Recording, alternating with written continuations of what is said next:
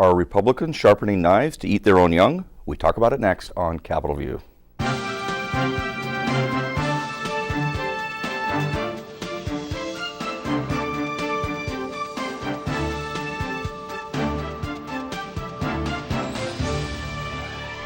Welcome to Capitol View, the weekly program about state government, politics, and how it might just affect you. Joining me this week on Capitol View is Hannah Meisel, reporter for Law 360. Welcome, Hannah. Good to be here. And also Kent Redfield, Professor Emeritus of Political Science from the University of Illinois, Springfield. Welcome, Kent. Good to be here. Well, what a firestorm the Governor Rauner unleashed last week. When we were taping, he had just announced that he was going to sign House Bill 40, the abortion measure, which makes Illinois the only state, apparently, where a governor has signed legislation to have taxpayer-funded abortion. And the measure is also intended to keep abortion legal in Illinois, regardless of what happens on the federal level with Roe v. Wade. The governor's faced quite a bit of backlash here. His base is not happy. He's being accused of being less than forthright with regard to promises he may or may not have made. What kind of a political issue is this for him, and does it have any legs? What do you think? Well, this is pretty major. The 2017 has been just a really bad year for Bruce Rushton. Mm-hmm. You know, the first 2 years of his governorship, you know, there was a lot of energy behind him still. He had, coming off a very successful campaign. He'd made all these promises. And people were more willing to let things slide. You know, every time that he was blocked by Democrats in the General Assembly, he could just point his finger at Mike Madigan. But here in year 3, there's been so many fires to put out. And then this bill kind of snuck up on him. What the Democrats did was, when this bill passed in the spring, in April and May, in the separate chambers, Democrats put a parliamentary hold, and they used the whole summer to let them twist a bit. Yeah, and then also, there's a lot of activism behind the effort this summer, and so finally last week, when the governor announced that he would in fact be signing it, and then he did do the bill ceremony pretty shortly after the announcement. Republicans are so angry, and some of his biggest supporters, for example, Dan Proft, the radio show host, the one-time gubernatorial candidate, provocateur in chief. Yes, definitely. Also the one, if you get those funny-looking newspapers in your mailbox, and you're like, "Where did this come from?" It's Dan Proft's newspapers. But they're free, like Illinois Times. Right.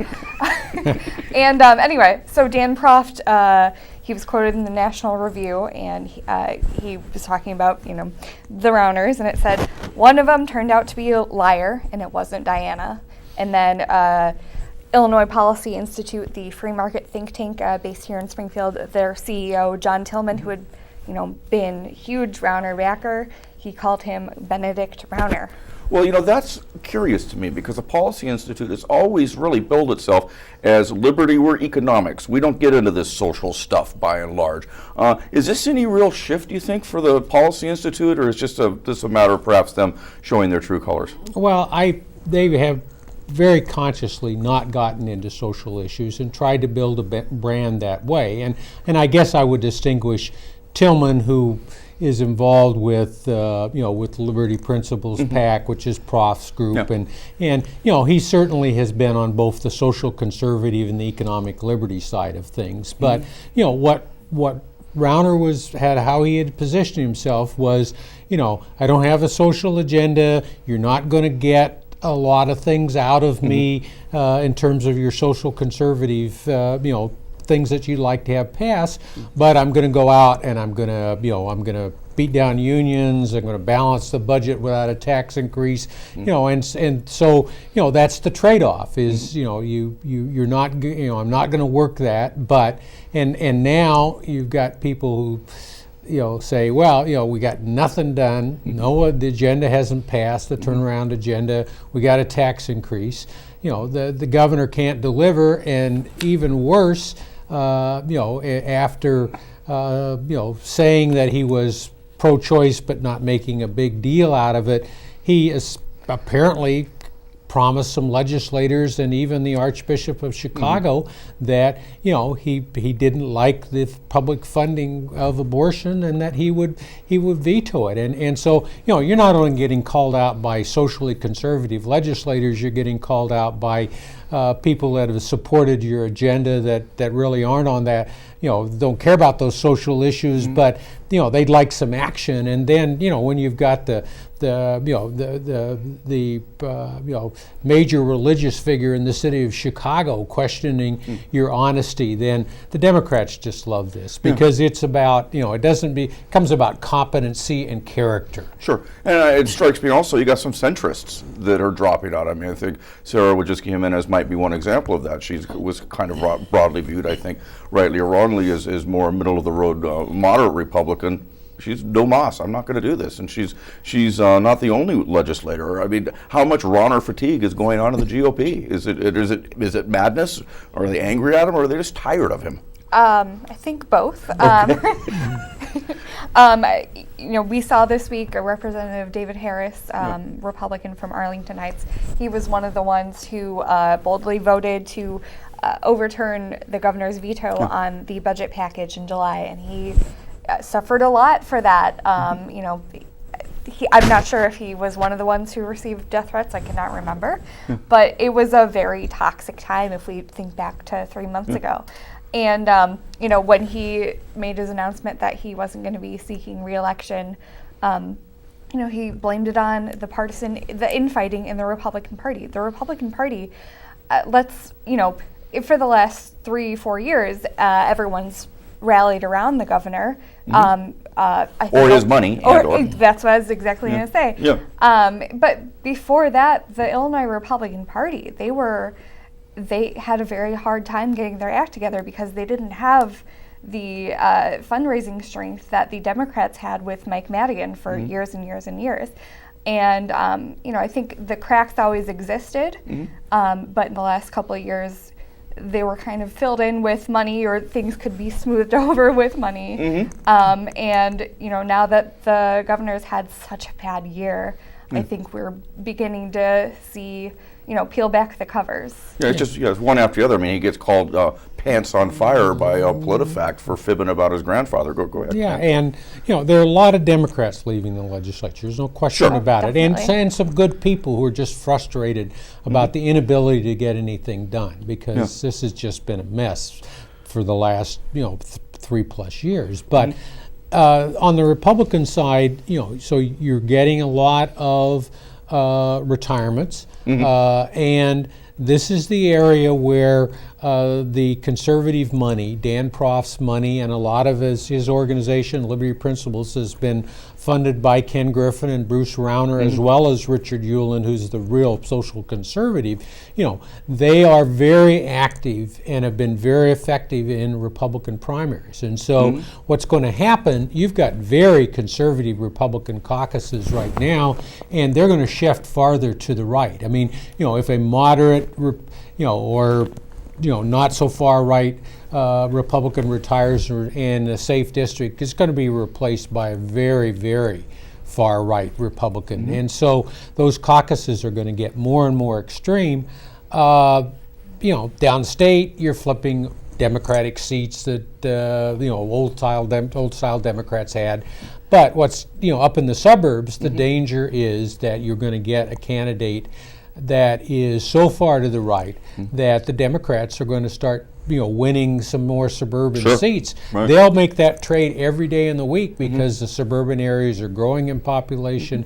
Downstate is not, and so it's it's going to be very hard for Rauner to kind of assert himself into primaries in terms of these replacements. Certainly his money is there, but being associated with the governor may not be a really great thing in some of these Republican districts. Is it a revolution yet?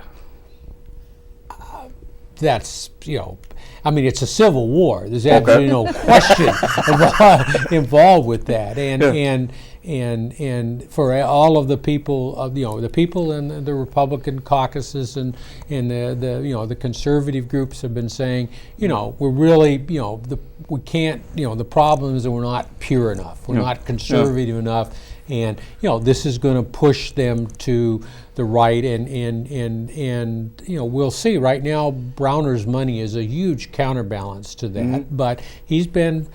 He farmed out the race against Sam McCann, Democratic senator, a Republican senator here who voted against a labor bill. He ran that. He gave money to Dan Proft to run a campaign against a sitting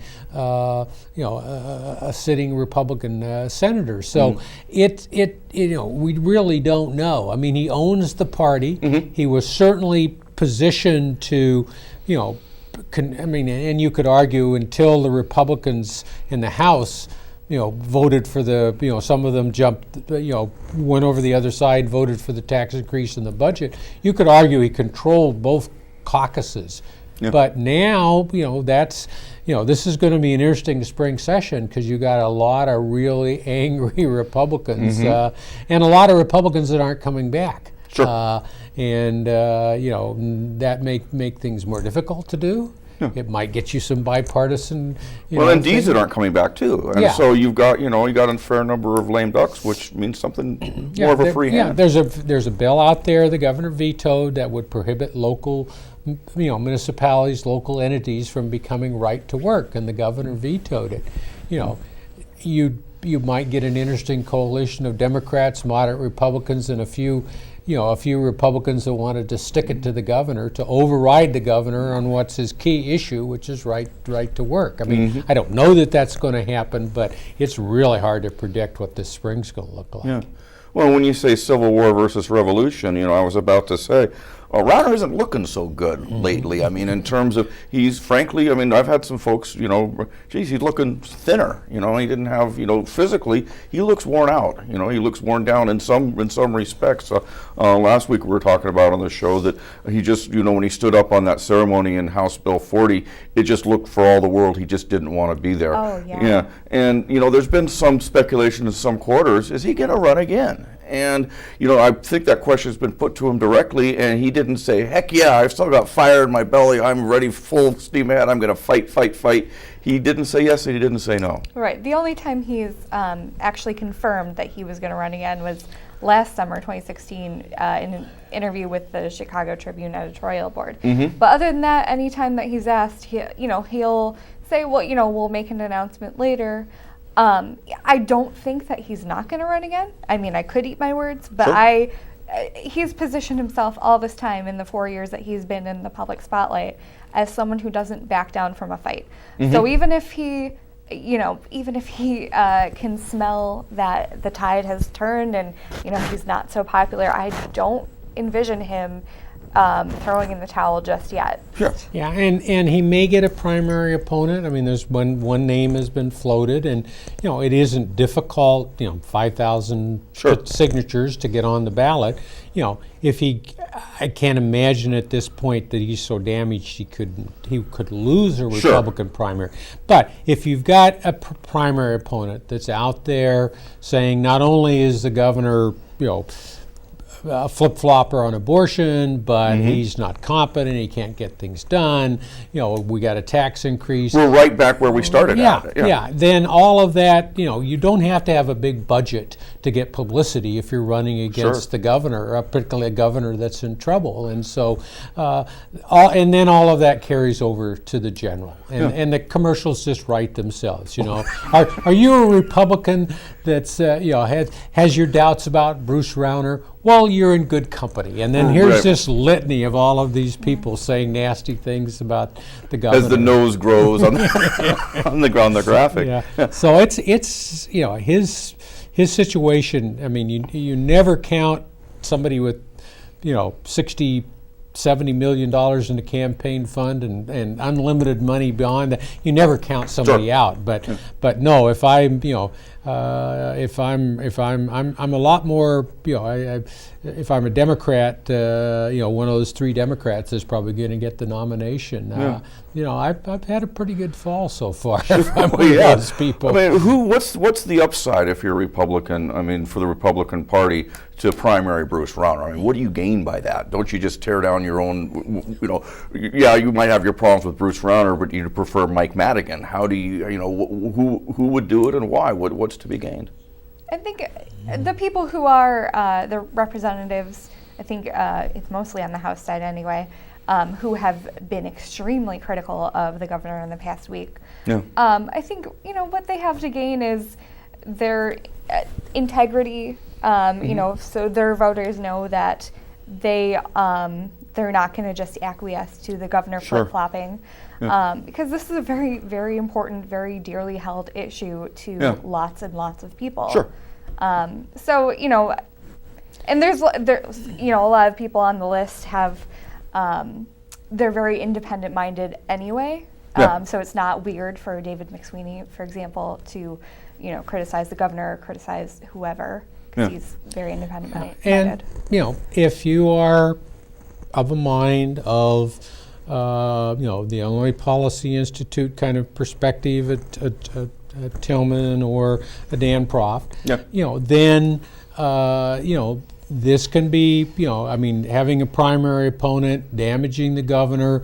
If the long-term game is, we're going to remake the Republican Party. This is a failed experiment to go out and get somebody who isn't, who isn't ideologically attuned with where we want to go. And so, we'll just, this is how we build the real Republican Party in the future. And because they just don't see any future of a Rauner party. And if they really don't believe that he's electable, then you start building your revolution in the primary. So. Well, and let's talk about just for a second here, Christina Rasmussen. I mean, she came from the Policy Institute. She is, as we speak, the chief of staff for Rauner. She's still there. She has always been in the Policy Institute's camp. Does she have divided loyalties? I mean, can Rauner get rid of her? Does Rauner trust her? I mean, or is she a non sequitur, or is she still a player? Well, in terms of, her expertise in policy, and she comes from the Policy Institute that does not do social issues. Okay. I mean, it's economic liberty. And so, insofar as the governor is able to focus on agenda items that involve, policy, then, I think that's, there's no reason to, that she cannot be effective in terms of that. It's just that the governor may be so damaged in terms of dealing with his party and perceived as so weak by the other party that he really may not have much in the way of leverage to go out and the best policy issues, the best initiatives they put forward, you have to sell them politically, and I think he's in a very weak position right now. I don't think it would be smart to get rid of her at this point, because you don't want another headline grabbing thing distracting from what he ultimately wants to do. I think just stick with it, what you got, pushing forward, and change the subject if I were the governor. Well, I mean, not all Republicans had a bad week this week. We have Aaron Schock. And in comparison with Bruce Rauner, his week actually didn't look that bad. Hannah, what's going on with Mr. Schock? So I believe it was Tuesday, U.S. District Judge Colin Bruce over in Urbana, who is handling the Aaron Schock case. He wrote an interesting order, basically saying, hey, government, hey, U.S. Attorney Tim Pass, what's with the discrepancy between what you had written in a previous case filings and what you wrote last month? So what happened was Aaron Schock has repeatedly complained. It was late spring, early summer. He said that the government misled, had misleading statements, and when they denied having hinted at how Aaron Schock's absence from the grand jury, how his refusal to testify, which is his Fifth Amendment right, Absolutely. Made him guilty. Sure. So what Aaron Schock said was, it's not fair for you to even mention that, and it turns out that the government had mentioned it. I believe it was 11 times. I think it was 13 or 4, but Okay. yeah, but the government was saying we never talked about that. So anyway, the Judge Bruce, he wrote, this recent revelation, which was in early September, that the government had in fact mentioned it, 13, 14 times. This recent revelation puts the court in a somewhat difficult position as it is now aware that it was misled by the government. That is not good. No, and they're not asking, the judge isn't asking Tim Bass to explain himself. Tim Bass is the lead prosecutor on this case. He's going all the way up. He's saying, Patrick Hansen, who is the acting U.S. attorney, I want an explanation in writing from you. That's not asking one of the president's men to say, hey, what's going on with the administration? That's asking the president, is it not? Yeah, it's definitely an indictment on their indictment. Yeah. It's, the more that comes out of this Aaron Schock case, the less clear it is that the government has a, clear-cut case. Sure. It almost looks from the outside looking in that they were maybe stretching, that they were just trying to grab that brass ring that might have been just a bit out of their Which is reach. what, Aaron Schock has said since the beginning. He's, said that it was a fishing expedition the whole time, that they targeted him and they tried to build a case around him as a person rather than building a case around, a very clear-cut crime. Sure, it's not illegal to have bad judgment. I might be guilty of that, but in terms of crimes, no. Or bad taste in interior decorating. So, moving right along here, we also have the question now of a capital bill.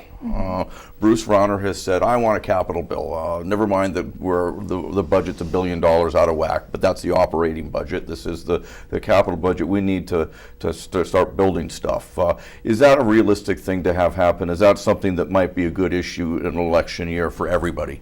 I landed this school, I landed that. I mean, what do you think, Ken? If you have to have a revenue stream. If you are going to have a capital bill in the way we've traditionally understood them, which is that you're bonding, you're borrowing money for infrastructure, and you're borrowing money for things that you can't interest the private sector in terms of roads and bridges and school buildings and the kinds of things that you can't get private financing for. And so if you don't have, you got to have serious money. Now, if you have serious money, everybody loves the capital bill because the trade unions love a capital bill. The it helps the everybody that sells things that go into construction loves that.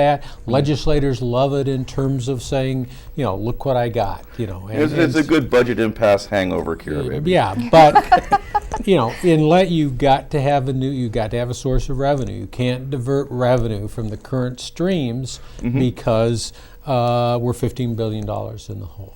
And so, if price of gas suddenly drops 50 cents a gallon, and we take the sales tax off of gas and replace it with a higher gas tax, I mean, we could build up the road fund. There'd be some ways of doing it. We already fixed the road fund, so you can't divert money from it.